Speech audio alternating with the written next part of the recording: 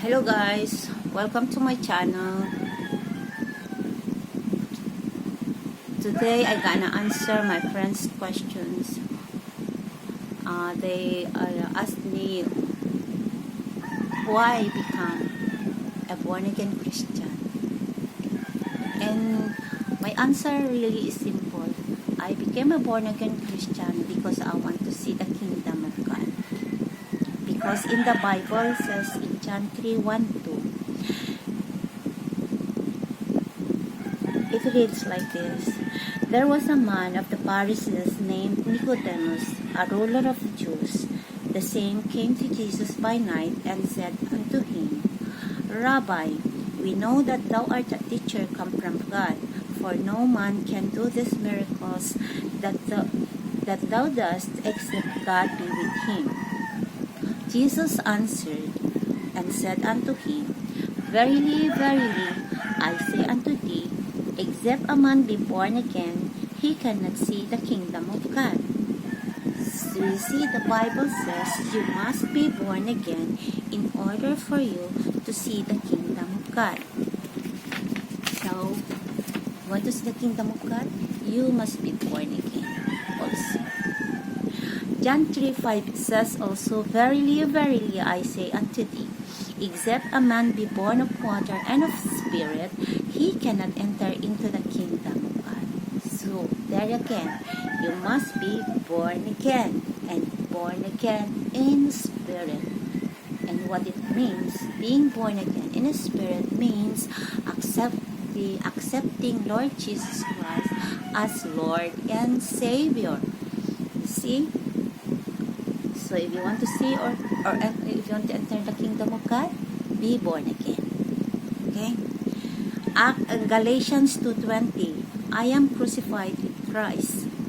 Nevertheless, I live, yet not I, but Christ lived in me.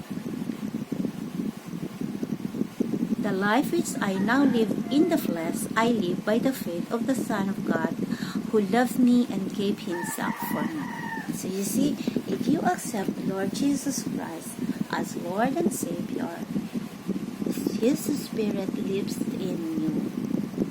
That is why your sinful nature will be taken away. It will be replaced by a new creature, by a new you. But it says in 2 Corinthians 5:17, Therefore, if any man be in Christ, he is a new creature.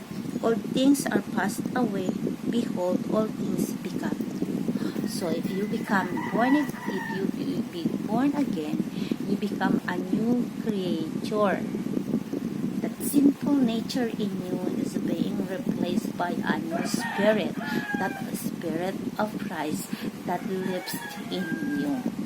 That is how to be born again, accepting Lord Jesus Christ as Lord and Savior, and that is being born again.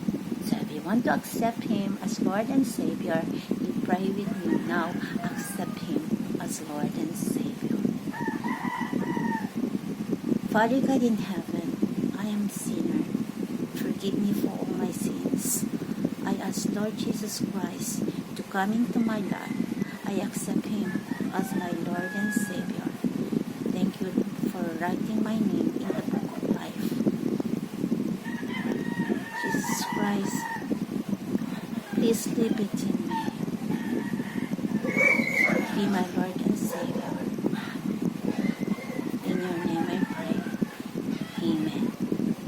If you pray that simple prayer, you are born again. Read your Bible and discover what I've told you. Understand the words and live a biblical way in order for you to become a true believer of Christ. Shalom. Until next time.